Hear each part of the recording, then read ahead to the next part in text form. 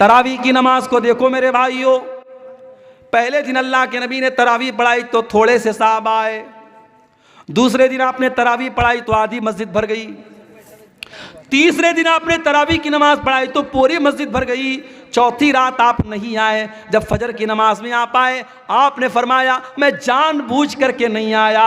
ऐ मेरे साहबा, इस नमाज को लेकर के तुम्हारा जज्बा मैंने देखा, तुम्हारा शौक मैंने देखा। खशीत अन तुफरज़ अलैकुम, मैं डर गया कि कहीं तरावी की नमाज तुम्हारे लिए फ़र्ज न हो जाए। उस नबी ने चौथे दिन तरावी की नमाज नहीं पढ़ाई ताकि तरावी की नमाज फ़र्ज न हो जाए। मेरे भाइयों, वो नबी हमसे इतनी मोहब्बत करते थे, हमारी आसानी चाहते थे वो नबी। मेराज के सफ़र में आप गए, 50 टाइम की नमाज आपको मिली, आप वापस आए, मूसा अलैहिस्सलाम से मुलाकात हुई। मूसा अलैहिस्सलाम ने कहा कि ऐ मोहम्मद सल्लल्लाहु अलैहि वसल्लम, कितना आपको क्या हुक्म मिला अल्लाह ताला की तरफ से?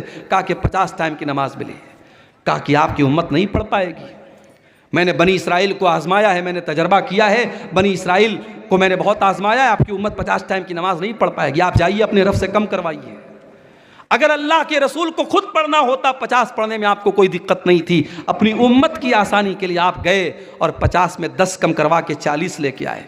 हज़रत मूसा ने कहा 40 भी नहीं पढ़ पाएगी, वापस जाइए। आप फिर गए, 40 में से 10 और कम करवा के लाए, 30 हो गई, 30 से 20 हो गई, 20 से 10 हो गई, 10 से 5 हो गई। 5 टाइम की नमाज भी जब अल्लाह के नबी लेकर के आए, हज़रत मूसा ने कहा ऐ मोहम्मद सल्लल्लाहु अलैहि वसल्लम, आपकी उम्मत 5 टाइम की नमाज भी नहीं पढ़ पाएगी।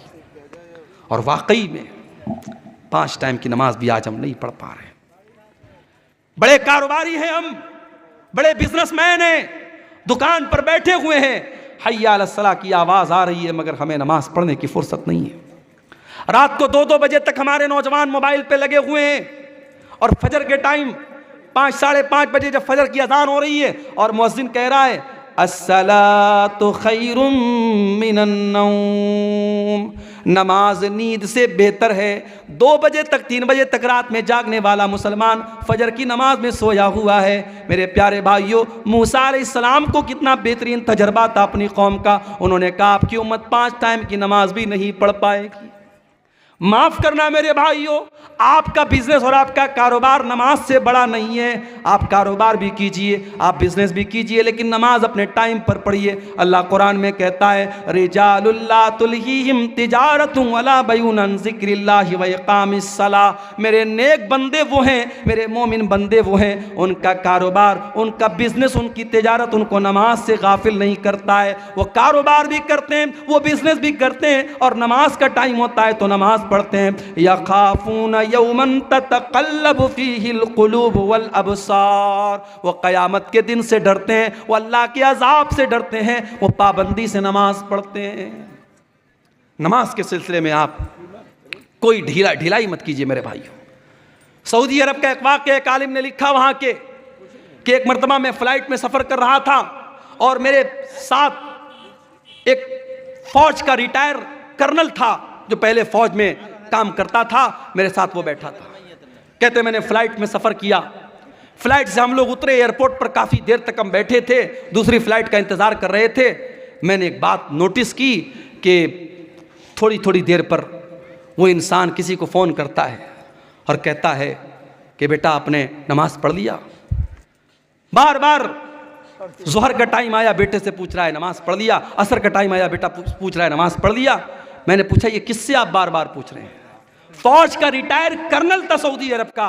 उसने उस मौलाना को जवाब दिया कि हाँ, ये मैं अपने बेटे को कॉल करता हूँ, और मैं हर नमाज के टाइम मेरा मामूल है अपने बेटे को कॉल करके पूछता हूँ कि तूने नमाज पढ़ी कि नहीं पढ़ी है। तरबियत इसको कहते हैं मेरे भाई। अपने बच्चों को अच्छा खिला देना, अच्छा पहना देना, अच्छे स्कूल में एडमिशन करा देना, उनके घर बना देना, उनके लिए LIC ले लेना, उनके लिए बैंक बैलेंस बना देना। माफ़ करना, तरबियत यही नहीं है। तरबियत ये भी है कि आप अपने बच्चों की आखिरत की फ़िक्र करें, अपने बच्चों की नमाज की फ़िक्र करें। इसीलिए अल्लाह कुरान में कहता है वअमुर अहलका बिस्सलाति वस्तबिर अलैहा, खुद भी नमाज की पाबंदी करो और अपने बच्चों को नमाज का पाबंद बनाओ।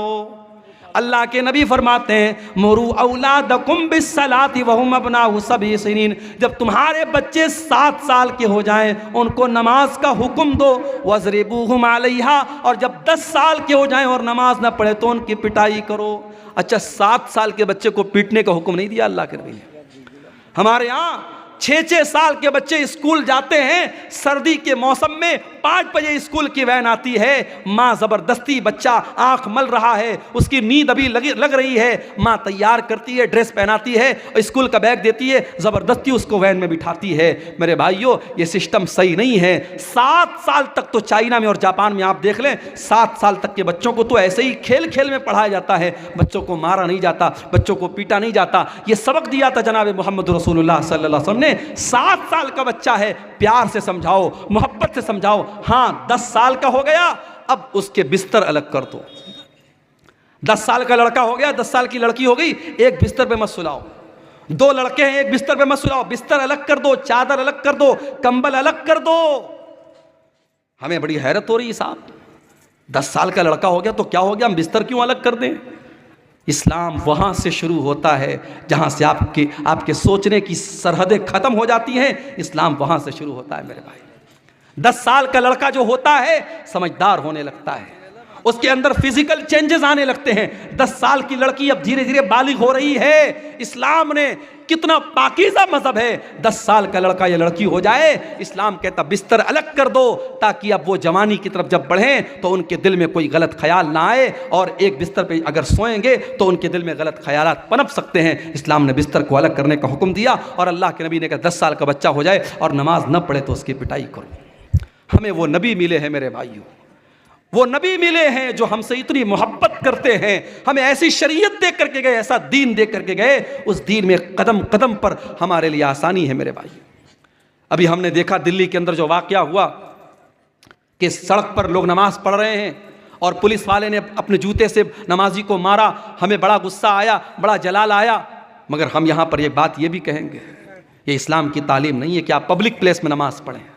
अगर आपकी नमाजी ज़्यादा हो रहे हैं, जुमा में 2 जमात आप कर लें, ईद में 2 जमात कर लें, सड़क पे आप नमाज न पढ़ें। हम अपने मुसलमान भाइयों को ये समझाएंगे कि आपका सड़क पर नमाज पढ़ना सही नहीं है, लेकिन हम साथ में अपने सरकार से, हुकूमत से ये भी कहेंगे कि ये भारत में कानून एक होना चाहिए, 2 तरीके का कानून नहीं होना चाहिए। किसी मजहब के त्यौहार तो खुलेआम सड़कों पर मनाए जाएं और त्यौहार मनाने वालों पर फूलों की बारिश की जाए, और दूसरे मजहब का मुसलमान अगर हफ्ता में जुमा की एक नमाज पढ़ ले तो आपका पुलिस वाला उसे जूतों से मार रहा है। ये 2 तरीके के कानून नहीं चलेंगे मेरे भाई। और अगर मान लो हालात कभी दुनिया में ऐसे आ जाएं, सारी मस्जिदें खत्म हो जाएं और सारे जितनी अल्लाह की मस्जिदें हैं सारी मस्जिदों को लोग ढा दें, गिरा दें, तब भी माफ करना नमाज बंद होने वाली नहीं है।